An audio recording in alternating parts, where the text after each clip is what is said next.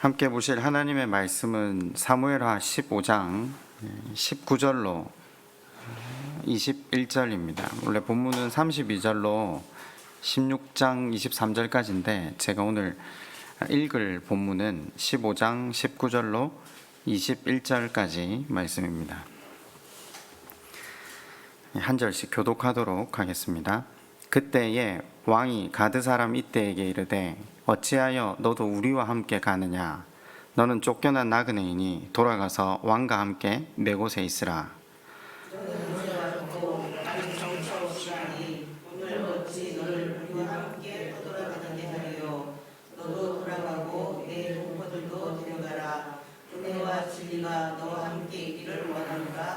함께 봅니다.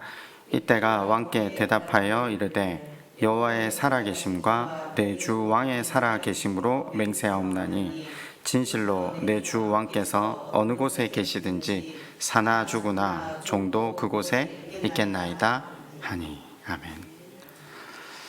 고난의 시간, 위기의 시간을 지나다 보면 사람의 됨됨이가 드러납니다.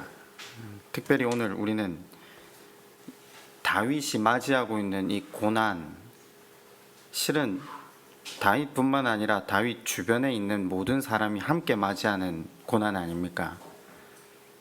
이 위기의 시간을 통해서 어떤 사람은 하나님의 편에 서서 하나님의 눈으로 하나님의 뜻을 따라 선택과 결정을 하는 사람들이 나오고요.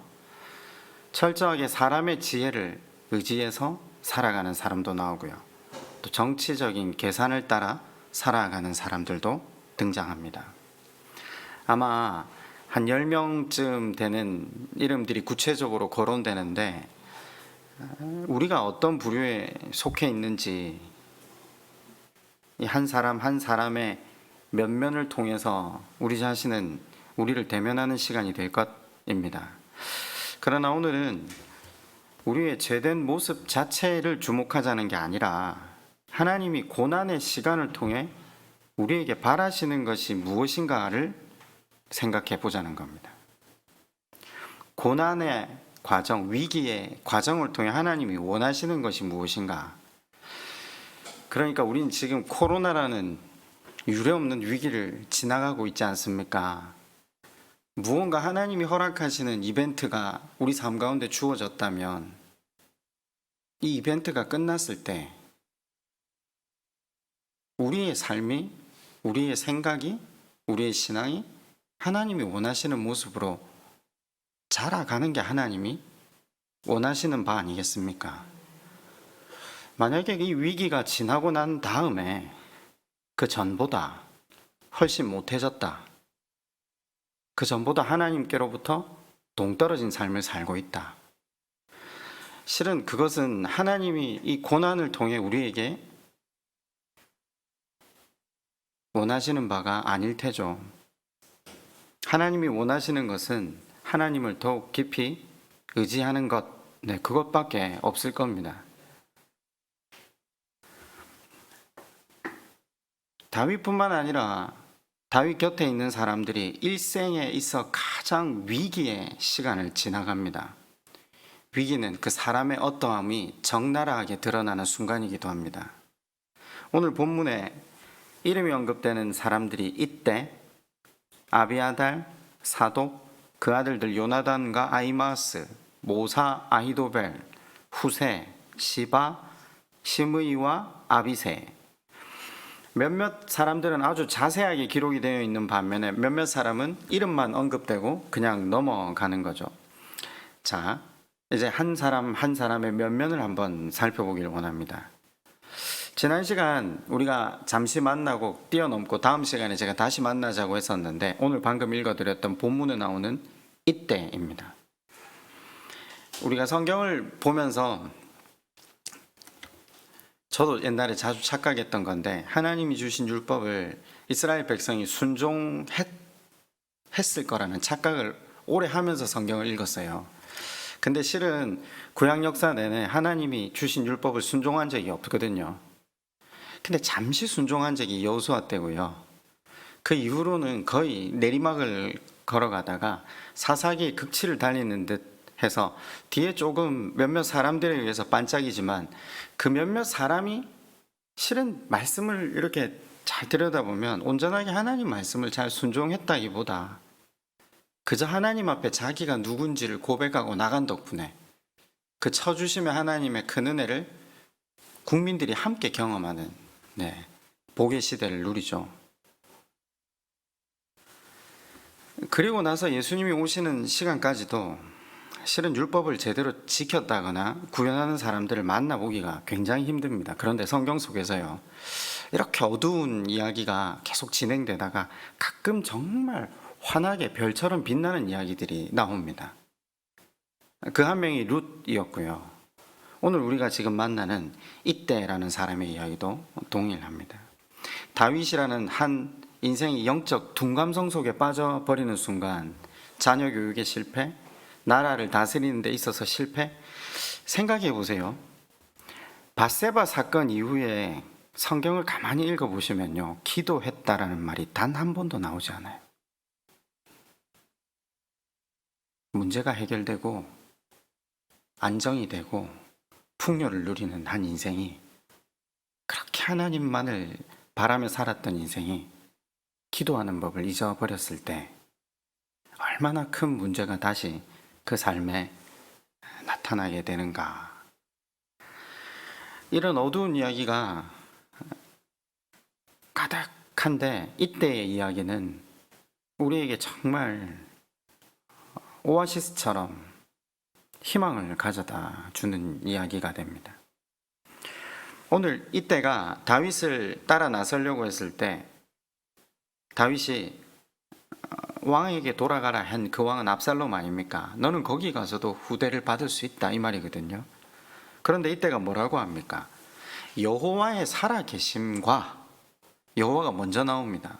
내 주 왕의 살아계심으로 맹세하옵나니, 내가 여호와 하나님과 당신의 생명을 걸고 맹세함, 나는 당신이 어느 곳에 있든지 그곳에 있겠다. 이때의 고백, 이때의 충성은요, 다윗을 왕으로 세우신 하나님을 향한 신앙 고백에 기반하고 있다는 사실을 보셔야 합니다. 룻이 시어머니 나오미를 따라 나설 때 3번 권고하지 않습니까? 돌아가라고, 거기 가서 새로 재가해서 살아라고. 그런데 룻이 고백할 때 인간적인 의리 때문에 갑니까? 아닙니다. 하나님을 믿는 신앙 때문에 간다고 거듭 고백한 것을 룻기는 기록하고 있었죠. 이때는 이 위기의 상황 속에서, 이 위기가 누구 때문에 초래된 겁니까? 여러분, 산전수전 다 겪은 노년의 사람이 돌아가는 상황 속에서 문제가 왜 생겼는가 누구보다 잘 알지 않겠습니까? 다윗 측근에 있었던 사람, 다윗이 어떤 죄를 저질렀고, 다윗이 그간 얼마나 하나님과 무관한 행적으로 살아온 그 삶의 대가로 이 일들이 벌어진다는 걸 이 사람들은 알고 있습니다. 그게 굉장히 중요합니다. 그러면 하나님이 내리신 징계를 받고 있는 누군가 옆에 선 사람들은 어떻게 이야기하죠? 저가 하나님의 저주를, 하나님의 징계를 받는다라고 합니다. 제 말 뉘앙스가 이해가 가시죠? 욥의 친구들처럼요. 그런데 하나님의 눈으로, 하나님의 뜻으로 세상을 보는 사람들의 생각은 다릅니다. 하나님의 징계나 저주는 사람을 죽이려 하는 것이 아니라 사람을 새롭게 하고 그의 생명을 참 생명답게 하시려는 하나님 되심을 바라보는 것, 그게 참 신앙인의 모습, 참 신앙인의 시각이라고 여러분, 우리는 말씀을 통해 상고해 보았습니다. 여러분은 어떠세요? 위기의 순간, 또 누군가 겪고 있는 고통의 시간들을 바라보면서 여러분은 이때의 시각으로 바라보십니까? 아니면 욥의 친구들의 시각으로 바라보십니까? 하나님은 사람을 저주하시고 죽이시는 분이 아니십니다. 바르게 세우시는 분, 하나님의 나라를 주시려는 하나님. 저는 여기 이때를 이렇게 보고 후세를 이렇게 보면서 후세나 이때가 임금의 친구라는 표현을 쓰거든요. 다윗의 친구. 다윗이 뭘 잘못했고 뭘 실수했는지 누구보다 잘 알매도 불구하고 다윗을 따라 나서는 이 사람들이 하나님을 바라보고 있구나. 우리가 하는 일로만 보면요, 우리 곁에 사람이 없어야 되는데, 저 같은 경우도 그런 것 같아요. 이렇게 시간이 흘러가면서 곁에 신앙의 친구들이 이렇게 남아 있는 걸 보면 저의 어떠함을 보고 같이 가는 게 아니라 그 사람이 하나님을 바라보고 있기 때문에 같이 가지더라고요. 그게 얼마나 마음의 위로가 되는지 모릅니다. 같은 길을 가는데 하나님을 바라보며 걷는 사람과 하나님을 보는 것 같지만 실은 하나님과 무관하게 걷는 걸음을 성경이 지금 대위하고 있습니다. 둘째 그룹이 그런 그룹이죠. 24절로 한번 가보실래요? 오늘 본문 이제 약간 위에 부분인데 이제 그룹을 살펴보다 보니까 본문을 좀 위에도 보고 밑에도 볼 겁니다. 보라, 사독과 그와 함께한 모든 레위 사람도 하나님의 언약궤를 메우다가 하나님의 궤를 내려놓고 아비아달도 올라와서 모든 백성이 성에서 나오기를 기다리도다.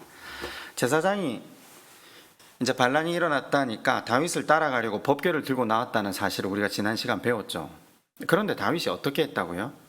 자, 여기서는 이 제사장 그룹과 다윗을 함께 보면 선명하게 대조가 되죠. 법궤를 제자리에 갖다 놓아라라고 이야기를 합니다. 왜냐? 사무엘하 6장에 이미 언약궤를 아비나답의 집에서 예루살렘으로 옮겨오는 과정에서 많은 일들을 경험했던 다윗입니다. 법궤가 움직이는 것은 하나님의 자유의지에 달려 있다라는 걸 다윗은 깨달았죠. 근데 그 법궤를 옮겼던 사람이 누굽니까? 레위인들이잖아요. 제사장들이거든요. 똑같은 것을 배웠는데 선택의 순간에서 선택을 하고 결정하는 건 다릅니다. 다윗 한 사람은 영적 둔감성 속에서 깨어나서 이 위기 앞에 해야 할 일과 하지 말아야 할 일을 구분합니다. 다윗이 한 일이 뭔지 아십니까? 하나님을 자기 편으로 만드는 일을 하지 않았습니다. 내가 하나님 편이 되는 것이 중요하다는 것을 드디어 봅니다. 내가 긴 세월 하나님 편에 서 있지 않았기 때문에 이 상황을 주시는데 법궤를 가져가는 것이 문제를 푸는 핵심이 아니라는 것을 보는 거죠. 그래서 법궤를 제자리에 두라 하면서 뭐라고 합니까? 만약 하나님의 뜻이 있으시면 나를 도로 불러 올리실 거고 하나님의 뜻이 아니면 나는 거기 순종하겠다라고 하는 겁니다. 이 급박한 위기의 순간에서 다윗이 드디어 하나님을 하나님으로 모십니다. 여러분, 하나님을 하나님으로 모신다는 게 어떤 의미가 됩니까? 나는 피조물로서 서는 겁니다. 바꾸어 말하면 하나님을 컨트롤하지 않는 겁니다. 컨트롤 당하는 것이 참된 믿음입니다. 다윗이 왕권을 무슨 수를 써서라도 유지하려고 노력하지 않는 것, 자신의 이익을 위해 하나님을 수단 삼는 것을 거절한 거죠. 그런데 우리가 굉장히 오해하는 부분이, 우리가 흔히 믿음이 좋다고 하는 사람들은 내가 하나님을 이렇게 컨트롤 할 수 있다고 하는 간증에 우리가 다들 손을 들지 않습니까? 내가 기도하면 하나님 들어주신다. 이렇게 하나님 앞에 헌신했더니 하나님 이런 복을 주셨다. 여러분, 이건 좋은 믿음의 표상이 아닙니다. 그 우리 집 3번이 나는 이야기입니다. 우리 집 막내는 내가 이렇게 귀여움을 떨었더니 내가 예뻐서, 내가 세상에서 제일 잘생겨서 엄마 아빠가 자기한테 준다고 항상 이야기를 합니다. 어린아이는 그럴 수 있죠. 참된 신앙의 표상은 내가 무슨 일을 당하든지, 무슨 일을 만나든지, 무슨 사람을 상대하든지 그분의 인도하심을 믿고 따라가는 것이라고 했습니다. 우리가 이미 시편 23편에서 배웠잖아요. 내가 사망의 음침한 골짜기를 지날지라도, 그러니까 하나님께서 우리를 양으로 삼으셔서 인도하실 때 푸른 초장만 가는 게 아니라는 겁니다. 우리의 구원을, 그러니까 우리로 하여금 하나님 나라를 이루게 하시기 위해서 하나님은 우리로 사망의 음침한 골짜기로 끌고 가신다는 겁니다. 기드론 골짜기로 끌고 가신다는 겁니다. 그런데 그때에도 우리가 두려워하지 않을 것은 주께서 선하시기 때문에, 주께서 우리로 가장 좋은 하나님 나라를 이루실 것을 믿기 때문에. 그래서 좋은 신앙은 하나님에 의해서 내가 컨트롤 당하는 겁니다. 자, 그런데 이제 이 부분에서 한번 고민을 해봐야 될 부분이 있죠. 그러면서도 이 아들들을, 제사장의 아들들을 돌려보내지 않습니까? 그래서 압살롬을 정탐하게 합니다. 뒤에 후세도 돌려보내거든요. 하나님의 심판에 순종하는 가운데에서도 제사장의 아들들이 자기 군대에게 도움이 될 것을 기대하며 일하고 있는 거죠. 한 번쯤 고민해 봐야 될 대목입니다. 경건과 실용이 상호 배타적이지 않다는 것도 들여다볼 수 있는 대목입니다. 무슨 말이냐? 내가 할 수 있는 것은 해야 한다는 겁니다. 모든 것을 하나님께 맡긴다라고 해서 기도하고 아무것도 하지 않는 걸 우리는 신앙이라고 하지 않습니다. 해야 할 것은 하고 하지 말아야 할 것은 하지 않는 것, 이거에 참된 신앙이겠죠. 그런데 이건 신앙의 수준에 따라, 그죠? 또 신앙의 경험에 따라 좀 다르겠죠. 저는 이런 생각을 해봅니다. 같은 경험을 한 제사장과 사독 아비아달, 그죠? 같은 경험을 한 다윗, 지금 이 순간에는요, 법궤를 들고 가는 것만큼 국민들의 신망을 다시 얻고 하나님의 신망을 다시 얻는 길 없다고 생각하는 게 지극히 상식적인 거예요. 이거 다시 들고 가야 정통성이 있다고 여김을 받는 건 당연하잖아요. 이걸 포기한다는 건 어떤 면에서는 굉장히 인간적으로 보면 우매한 거예요. 그러나 같은 경험을 했어도 신앙이 어디를 바라보느냐에 따라 그 선택이나 결정이 완전히 다르다는 것을 우리는 바라봅니다. 무슨 말입니까? 하나님을 좌지우지하려 하지 않는다. 내가 좌지우지 당해야 되는 사람이다. 이게 얼마나 중요한지 모릅니다. 여러분, 이걸 한 단어로 나타냅니다. 제가 좀 엉뚱한 이야기를 하나 할까요? 셀라. 많이 들어보셨죠? 시편 3편 한번 찾아가 보실래요? 시편 3편. 그러니까 내가 하나님을 좌지우지하지 않고 내가 좌지우지 당해야 되는 사람이다. 이걸 한 단어로 말하면요, 셀라. 이게 셀라라는 말의 뜻은 정확하게 모릅니다. 정확하게 말하면요, 밝혀진 바가 없습니다. 그런데 중요한 건 다들 이 단어가 굉장히 중요하다는 건 또 다 인정합니다. 왜냐하면 가장 중요한 시편의 대목마다 셀라라는 말이 나옵니다. 일반적으로라면 하나님을 찬양합니다 라고 대부분 알고 있습니다.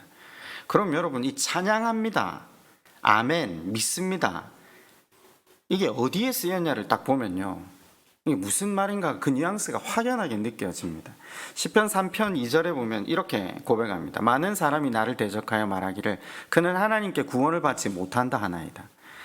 이게 사람이 인생에 있어서 가장 고통스러운 순간이 뭔지 아십니까? 뭐 세상에서 왕이 없어지고 망신당하고 신하들 앞에 머리 풀고 발 벗고 울고 가는 거요? 아닙니다.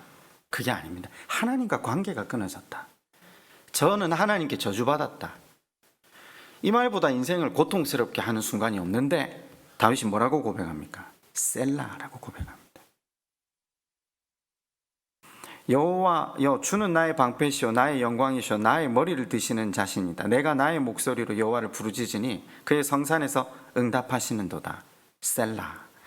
여러분, 시편 3편은 우리가 이미 살펴보았기 때문에 안에 구절을 설명하지는 않겠습니다. 뒤에 이제 5절과 6절을 보면 내가 누워 자고 깨었으니 여호와께서 나를 붙드심이로다. 이 도망가는 순간에, 그죠? 천만인이 나를 에워싸 진친다 하여도 나는 두려워하지 아니하리이다.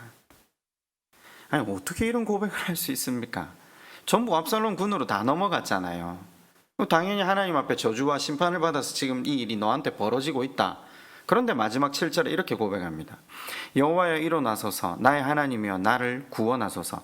주께서 나의 모든 원수의 뺨을 치시며 악인의 일을 꺾으셨나이다. 악인의 일을 꺾으셨나이다. 이게 과거입니다. 그죠?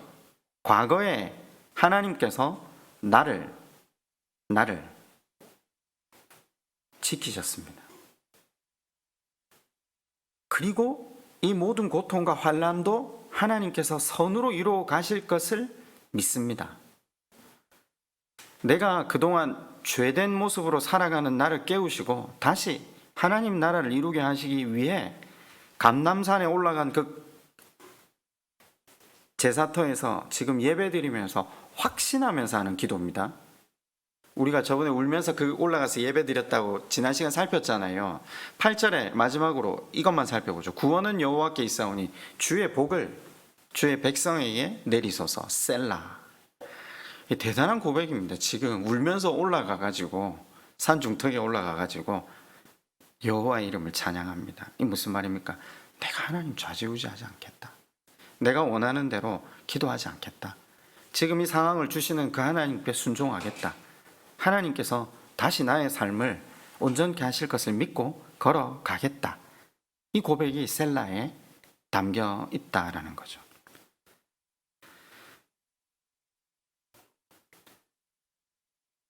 여러분, 위기의 순간 기도가 입술에 맺혀서 온전하게 나오지 못하고 주여 살려주십시오 라는 기도밖에 못하는 그 순간에 그 뒤에다가 우리가 붙여야 할 고백도 셀라입니다. 우리가 세 번째로 다윗을 살펴보았다면 네 번째는 아이도벨입니다. 이제 다음 시간에도 한번 아이도벨을 구체적으로 살펴볼 건데, 오늘은 단순하게 아이도벨이라는 사람이 사람의 지혜자 레벨 랭킹 중에 1등으로 치고 있다는 거죠. 여러분, 아이도벨은 하나님을 믿었을까요? 안 믿었을까요? 지금 나오는 성경의 모든 사람들은 안식일이 되면 제사 드리고 기도하고 금식하고 구제했던 특별한 사람들, 믿음의 사람들입니다. 그런데 이 아이도벨은 세상 사람들로 치면 그 시대에 있어서 가장 탁월한 사람, 이 사람이 얼마나 사람들에게 신망을 많이 얻었냐면요, 아이도벨이 압살롬에게 섰다, 이 하나의 사건으로 말미암아 하나님이 압살롬 편이구나, 그 정도의 신뢰를 가져다 줄 수 있는 그 땅의 중심에 선 사람입니다. 아이도벨은 압살롬의 반역을 정당화하고 신성하게 만들어줄 정도의 힘이 있었던 사람. 그런데 이 자신의 일을 정당화하고 완성하게 하기 위해서 압살롬에게 조언을 하죠. 지금 쫓아가서 바로 다윗을 섬멸하면 이긴다.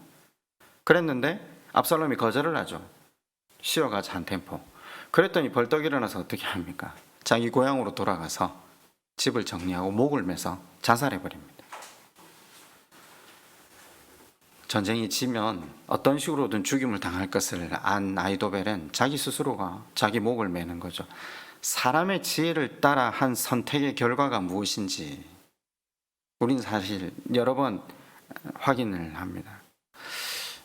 아이도벨이, 제가 좀 이렇게 약간 블랙 코미디인데 말을 해야 웃으실 것 같아서, 여러분, 정권에는 소망이 없습니다.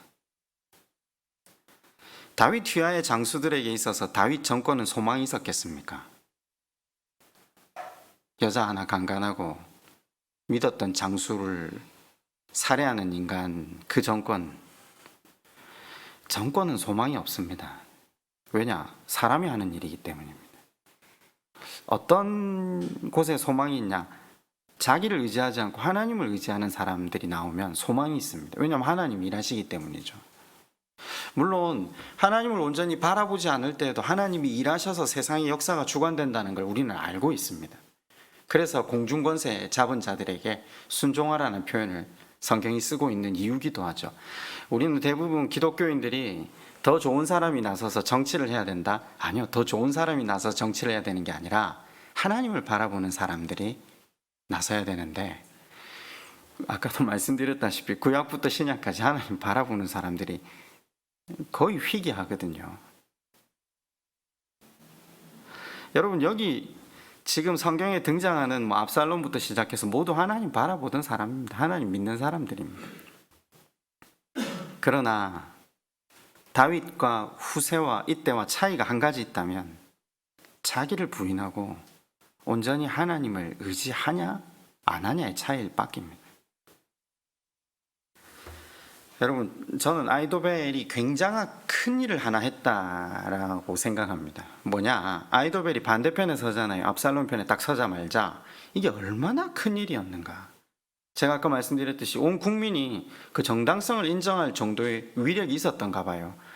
세상에 우리는 흔히 다윗을 기도의 사람으로 생각하는데, 아까 제가 사무엘 하 12장 16절로 18절, 그러니까 바세바와 사이에서 났던 그 아이가 죽지 않게 해달라고 7일간 금식한 이후에 성경이 기록하는 첫 기도입니다.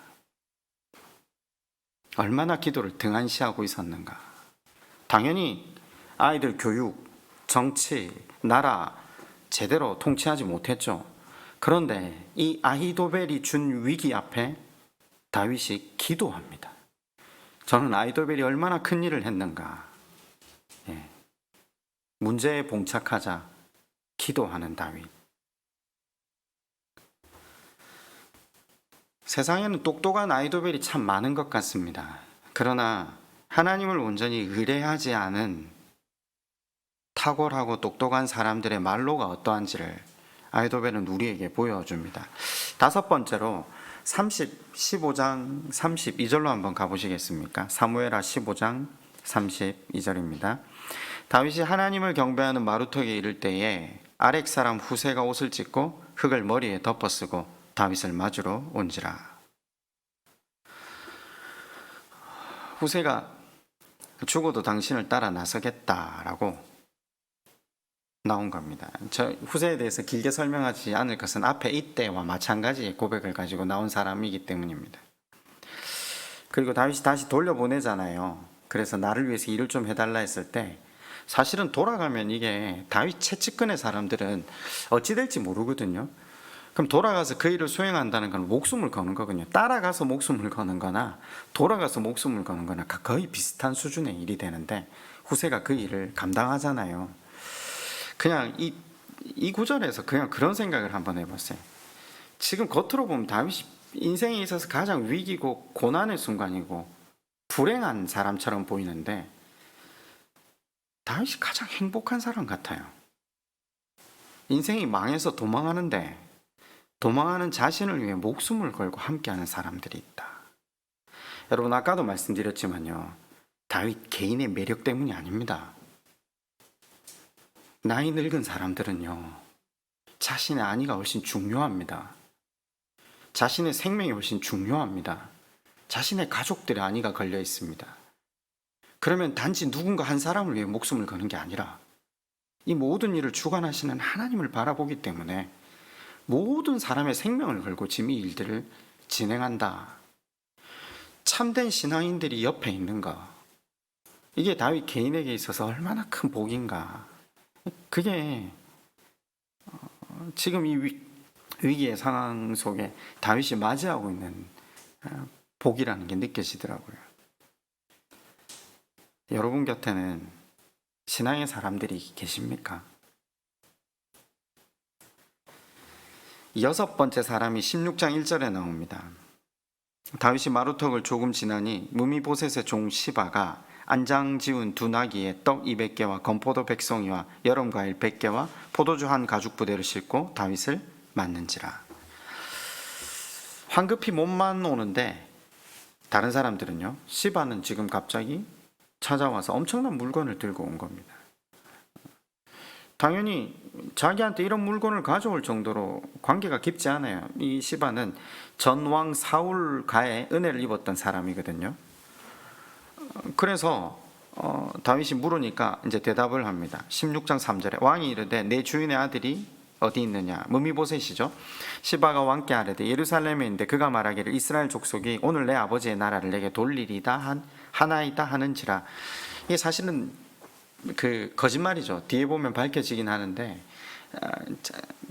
기억나십니까? 요나단의 아들이 무미보셋이잖아요. 요나단이 자기에게 선대했던 것을 다윗이 기억하면서 요나단의 아들인 무미보셋을 다시 복권시키고 시바로 하여금 섬기게 했거든요.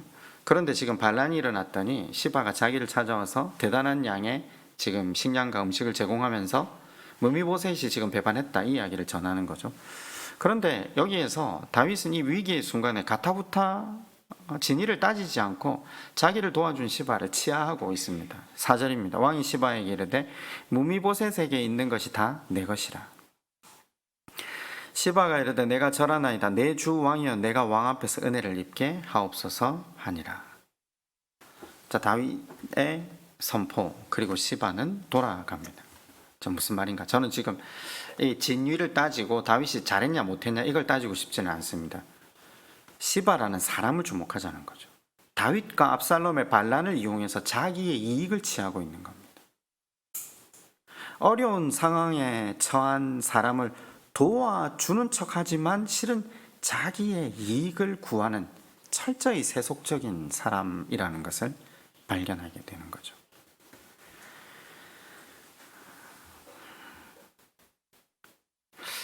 일전에 한번 무례히 행하다, 고린도전서 13장 사랑에 대해서 설명을 하면서 무례히 행하다에 대해서 한번 설명을 한 적이 있는데 기억나십니까? 성경에서 말하는 그 무례하다라는 말이 어떤 말이냐면요, 제가 예를 이렇게 들었는데, 어떤 사람이 이제 어려운 중에서 열심히 공부를 해서 대학교를 졸업하고 좋은 취직을 했어요. 근데 이 사람이 그 사람 대학교 다닐 때 한 번 대학교 등록금을 내준 적이 있어요. 그러니까 이 사람이 어딜 가면 이렇게 이야기하는 거예요. 내가 제 공부 다 시켰다. 한 번이라도 대준 사람은 그래 이야기할 수 있잖아요. 내가 누군가에게 뭐 하나 가르쳐 주고 나서 그 사람이 어떤 일을 이루었을 때 내가 저 일을 하게 했다, 이렇게 말하는 걸 성경이 무례히 행하다라는 거래요. 그의 공로를 가로채다라는 것을 성경이 무례히 행하다라는 표현을 쓰는데, 이 시바라는 사람이 하는 것을 가만히 지켜보면요, 무례히 행하는 사람. 근데 사실 살아가면서 느끼는 거지만 무례히 행하는 사람이 얼마나 많습니까? 교회 안에만큼 무례히 행하는 사람들이 많은 경우가 참 많죠. 수도 없이 우리는 그 유혹을 느끼기도 하잖아요. 우리가 조금 도와줘 놓고 우리가 항상 내가 도왔다, 내가 생색을 내기도 하고, 실은 하나님께서 내게 주신 것들을 흘려보냈음에도 불구하고, 이게 사실은 철저하게 하나님의 방법, 하나님의 눈으로 사람을 대하는 게 아니라 세속적인 방법, 세상의 논리를 따라 사는 사람. 여기도 하나님을 믿는 사람이지 않습니까? 자, 이제 5절에 보면, 16장 5절에 보면 7번째 인물이 나옵니다. 다윗 왕이 바우림의 이름에 거기서 사울의 친족 한 사람이 나오니 게라의 아들이요 이름은 시므이라. 그가 나오면서 계속하여 저주하고 또 다윗과 다윗 왕의 모든 신하들을 향하여 돌을 던지니 그때 모든 백성과 용사들은 다 왕의 좌우에 있었더라. 시므이가 저주하는 가운데 이와 같이 말하니라. 피를 흘린 자여, 사악한 자여, 가거라 가거라. 사울의 족속의 모든 피를 여호와께서 내게로 돌리셨도다. 그를 이어서 네가 왕이 되었으나 여호와께서 나라를 네 아들 압살롬의 손에 넘기셨도다. 보라, 너는 피를 흘린 자이므로 화를 자초하였느니라 하는지라. 다윗을 향해서 도무지 입에 담을 수 없는 욕설을 지금 퍼붓고 있는 한 사람. 여러분 한번 잠시만 고개를 한번 들어보세요. 자, 한번 이야기를 한번 해봅시다. 시므이가 지금 이렇게 이야기하는 건요, 시므이 개인의 입장에서는 목숨을 걸고 하는 행동 아닐까요? 다윗 주변에 지금 몇백 명의 장수들이 있잖아요. 시므이가 눈이 감긴 봉사가 아니라면 그 곁에 있는 사람들이 뻔히 있음에도 불구하고 자기가 이 말을 하면 곧이어 그 군대가 척살대들이 자기를 찾아올 것은 누구보다 잘 아는 사실 아닙니까? 그럼 시므이는요, 왜 이 일을 했을까요? 자기가 하나님의 선지자라고 생각하는 거예요. 이 이해가 되죠? 제가 아까 서두에 그런 이야기 했잖아요. 어떤 사람이 심판을 당했다. 이거 지금 명확하게 다윗은 심판을 당한다는 걸 온 국민이 봐도 아는 얘기 아닙니까? 삼척동자가 봐도 이거 하나님 징계라는 건 누구라도 말할 수 있지 않습니까? 그런데 한 사람은 봐, 너 하나님의 심판 받고 있어. 너 지금 이제 죽어. 근데 한 사람은요, 하나님의 심판의 의미를 아는 사람은요, 저주하고 그에게 악담을 퍼붓지 않고 오히려 그를 세우려는 하나님의 의도대로 그를 살리는 일에 동참하지만 하나님의 일하심에 대한 바른 이해가 없는 사람 시므이에게는 하나님의 공의, 하나님의 의가 사람을 죽이는 것으로 드러나는 거죠. 하나님의 이름으로 다윗을 저주하고 있습니다. 그죠? 실은 자기가 선악의 기준을 가지고 하나님을 끌어다 쓰는 것도 모른 채, 제가 왜 시므이가 제일 마음에 와닿냐면요, 교회 다니는 사람들이 흔하게 저지르는 실수 아닙니까? 지난 시간 우리가 영광을 배우고 있지만 우리 늘 그렇잖아요. 그거 영광이 안 돼. 아니, 영광도 모르면서 영광이 안 된다라고 말하는 것 자체가 제가 볼 때 철저하게 세상의 논리를 가지고 와서 영광이라고 이야기를 하고 있고, 또 어떤 문제가 생겼을 때 그건 네가 죄를 지어서요, 네가 기도를 많이 하지 않아서요. 그렇게 욥의 친구들이 말했잖아요. 근데 하나님께서 욥의 친구들 보고 뭐라 합니까? 틀렸다라고 이야기하잖아요. 이게 우리가 시므이가 저지르는 이 실수가 얼마나 우리 삶 가운데 많이 일어나는 일인지 모릅니다. 사실 면면을 들여다보면 우리가 행한 일들이 이 사람들의 삶 속에서 하나하나 다 묻어나게 됩니다. 마지막으로 등장하는 인물이 9절에 보면 아비새입니다. 스루야의 아들 아비새가 왕께 여짜오되 이 죽은 개가 어찌 내 주 왕을 저주하리까? 청하건대 내가 건너가서 그의 머리를 베게 하소서 하니. 제가 아까 말씀드렸잖아요. 여러분, 이 본문 읽으실 때 여러분은 스루야의 대사를 보고 어떤 느낌으로 본문을 읽으셨습니까? 지극히 정상적인 대사로 읽지는 않으셨습니까? 충성을 바치려는 스루야의 아들의 모습으로 읽어지시지 않았습니까? 당연한 것 아닙니까? 그런데 제가 하나 질문해 봅시다. 그러면요, 이 아비새는 하나님의 눈으로 사건을 보는 사람입니까? 사람의 기준과 세상의 논리로 사건을 보는 사람입니까? 지금 이제 앞에 설교를 들었으니까 대답은 하실 수 있겠죠. 이해가 되시죠? 같은 징계, 같은 저주 같은 이 사건을 경험하고 있는 다윗, 후세, 이때, 아비아달, 사독, 아비새, 시므이 다 다릅니다. 이 요압과 형제들 아닙니까? 아비새가 겉으로 보면 다윗의 충성된 신하들, 겉으로 보면 하나님을 지극히 높이는 사람들이지만 동행하는 무리가 다 같이 하나님을 바라보지만 실은 하나님의 눈으로 세상과 사람을 바라보는 사람들은 아닙니다. 기도와 말씀 가운데 살아가는 사람들이 아니라는 겁니다. 다윗, 이때, 후세 같은 사람은 기도와 말씀의 뿌리를 내리고 살아가는 사람이기에 위기의 순간에 하나님의 눈으로 사람과 사건을 바라보고 행해야 할 바가 무엇인지를 알아채지만, 스루야의 아들들은 기도와 말씀이 없는 사람들입니다. 의로움의 뿌리를 내리지 않고 의로운 쪽에 서 있는 사람들입니다. 그냥 이해가 되십니까? 의로움의 뿌리는 내리지 않고 의로운 쪽에 서 있는 겁니다. 인간의 의로움이라는 것이 하나님 그분에게 뿌리 내려 있지 않으면, 하나님을 기반 삼지 않으면 늘 가변적입니다. 다윗은 하나님께 뿌리를 두고 살았던 사람이기 때문에 차이가 뭐죠?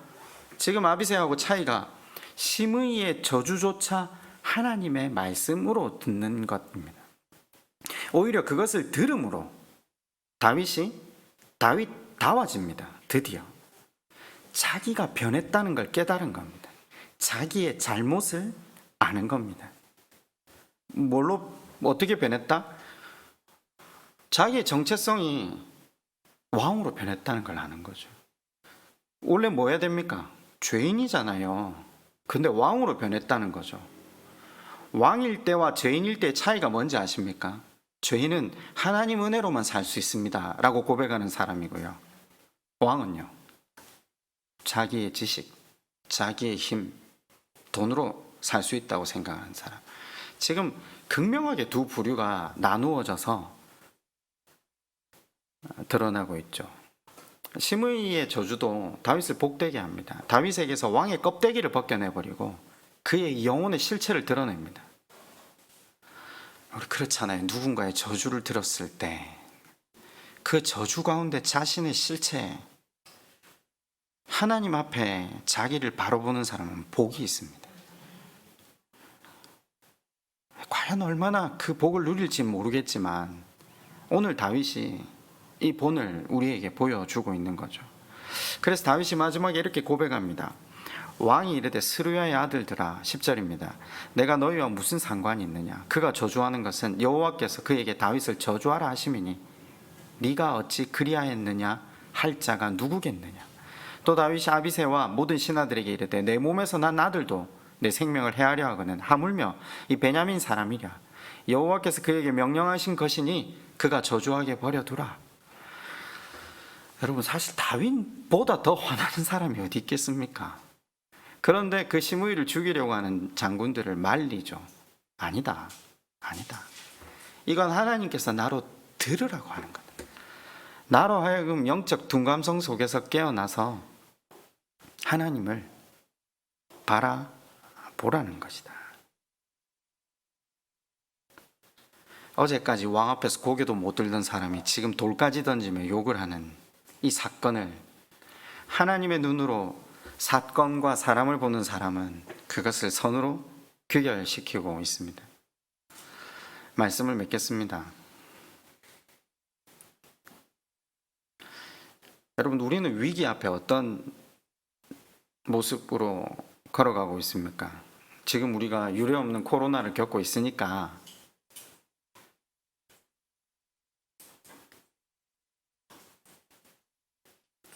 의로움의 뿌리를 내리지 않으면요, 의로운 쪽에만 서 있는 사람들이 됩니다. 그래서 법계를 이용해서라도 나의 안위를 지키려고만 할 수도 있습니다. 정치적으로 또 힘을 이용해서 사람의 지식을 따라 걸어가려 할 수도 있습니다. 그러나 과정 가운데 우리의 어떤 모습이 드러났던 상관없이 하나님은 이 과정, 이 훈련을 통해 원하시는 모습이 있습니다. 다윗이 회복한 영적으로 깨어난 모습 아니겠습니까?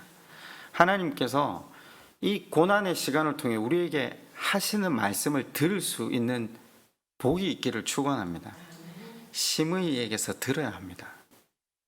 압살롬에게서 들어야 합니다. 내가 누군지, 내 자신의 정체성이 어디에 있는지, 내가 왕이 아니라 죄인이고 예수 그리스도 하나님의 은혜 아니고는 살 수 없는 존재임을 다시 기억하고 기도를 회복할 수 있다면 우리도 이 시대에 다윗이 되지 않겠습니까?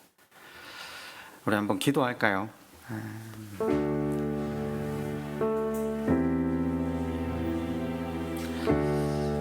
오늘도 제가 2번 기도 제목을 내지 않겠습니다.